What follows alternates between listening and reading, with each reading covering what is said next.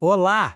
Hoje a gente vai mergulhar numa passagem que, à primeira vista, pode parecer só uma lista de regras antigas, sabe? Não tem mar se abrindo, não tem lei sendo entregue no meio de trovões. Mas olha, escondido nos detalhes de Êxodo 30, tem um segredo profundo e perfumado sobre como a gente se aproxima de Deus. Vamos descobrir isso juntos?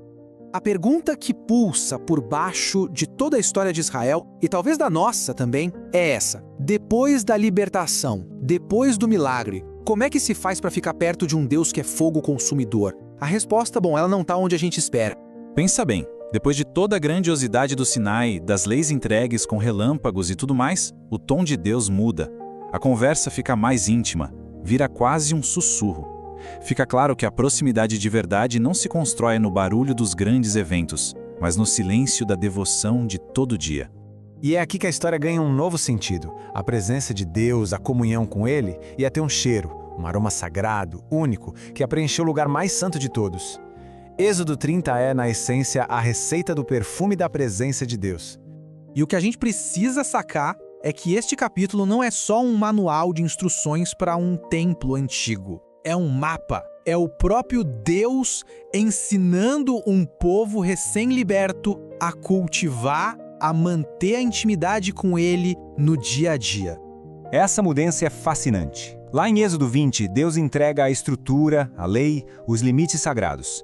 Mas aqui, em Êxodo 30, ele revela o coração desse relacionamento. É uma mudança da obediência por fora para a fragrância da comunhão por dentro. Então, vamos dar uma olhada no primeiro objeto que Deus descreve. E olha que curioso, não é um trono, é um altar.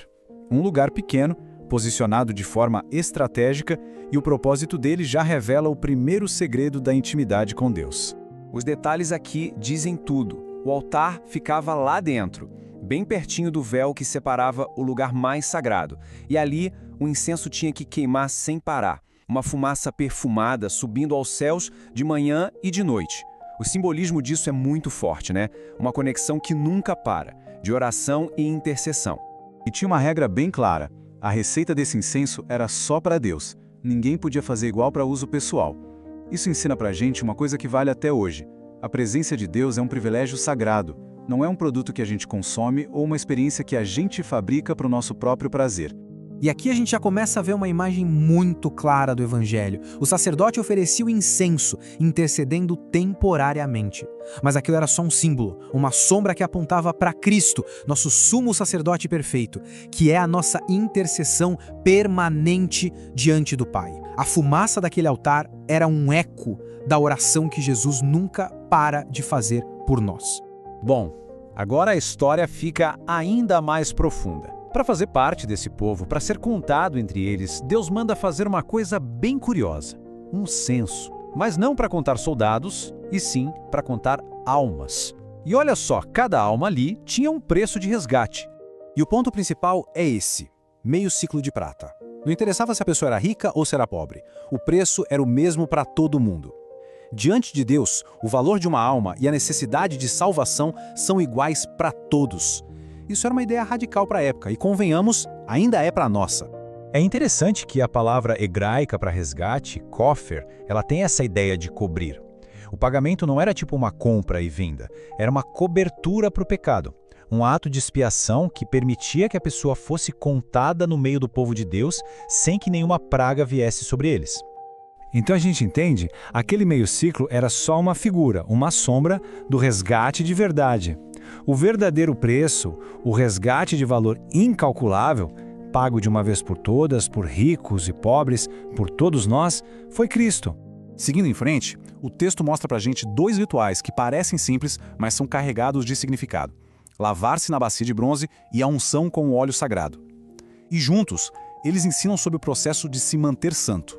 A bacia, por exemplo, ensinava uma lição fundamental. Mesmo depois de consagrado, o contato com o mundo exige uma purificação constante. Santidade não é um status que você atinge e pronto, é uma caminhada diária. Já o óleo não mudava a matéria de um objeto, mas mudava completamente o propósito dele. Uma coisa comum se tornava separada para o uso sagrado de Deus.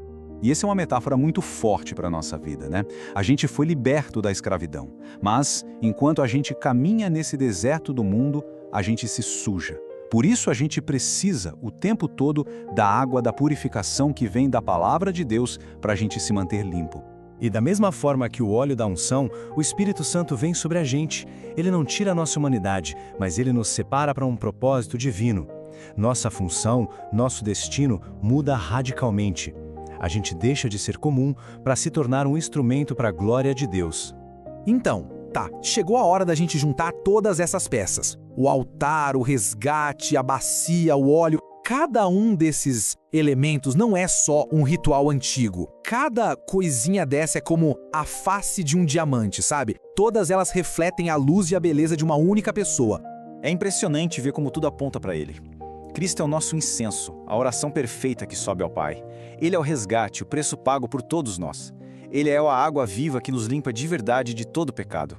Ele é o Cristo, que quer dizer o ungido. E ele é o sacerdote eterno que nunca, jamais para de interceder por nós. O capítulo inteiro, de ponta a ponta, é um retrato de Jesus. Então, qual é a grande lição disso tudo? Ser resgatado, ser tirado do Egito é só o ponto de partida. A jornada de verdade é aprender a viver na intimidade da presença de Deus. E isso, como a gente viu aqui, exige disciplina, exige constância, exige um coração que está ali presente. Sabe, a mensagem de Êxodo 30 ecoa até hoje. Deus não está interessado só em um povo que cumpre regras. Ele deseja um povo que passe tanto tempo perto dele, mas tão perto, que comece a carregar o seu aroma para o mundo. Um povo cuja vida exala o perfume da comunhão com ele. Isso tudo nos leva a uma pergunta, para a gente pensar um pouco. No fim das contas, no nosso dia a dia, ao interagir com as pessoas, qual é o perfume que a nossa vida deixa no ar? Que seja cada vez mais esse perfume inconfundível e sagrado, o perfume da presença de Deus.